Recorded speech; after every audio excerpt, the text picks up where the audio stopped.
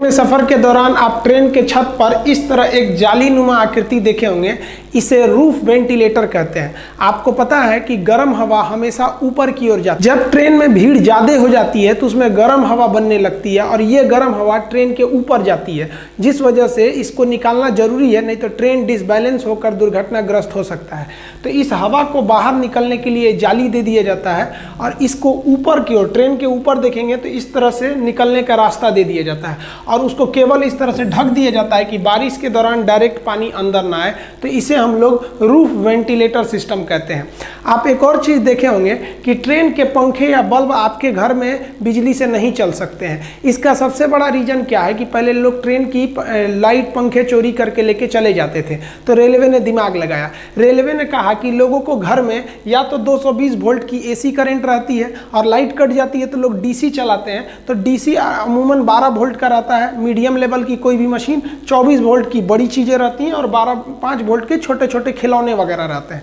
यानी रेलवे समझ गई कि एसी अगर घर में चाहिए तो 220 वोल्ट और डीसी चाहिए तो 24 या 12 चाहिए। तो रेलवे ने दिमाग लगाया। रेलवे ने अपने पंखे तथा बत्ती को 110 वोल्ट डीसी दे दिया। अब किसी के घर में 110 वोल्ट डीसी रहता ही नहीं है। अब क्या करिएगा ले जाके ये, तो ये आपके लिए एकदम बेकार हो गया। इससे रेलवे की सामानों की चोरी रुक गई। ये 110 वोल्ट डीसी कहाँ से आता है? तो ट्रेन के नीचे लगे इस बैटरी बॉक्स से आता है। आप ट्रेन के नीचे देखे होंगे इस तरह से एक बैटरी बॉक्स लगी रहती है, इसी बैटरी बॉक्स से आता है। और आप गौर किए होंगे कि ट्रेन के जितने चार्जर वगैरह होते हैं ना ससुरे आधे से ज़्यादा तो जले हुए रहते हैं। ऐसा क्यों होता है?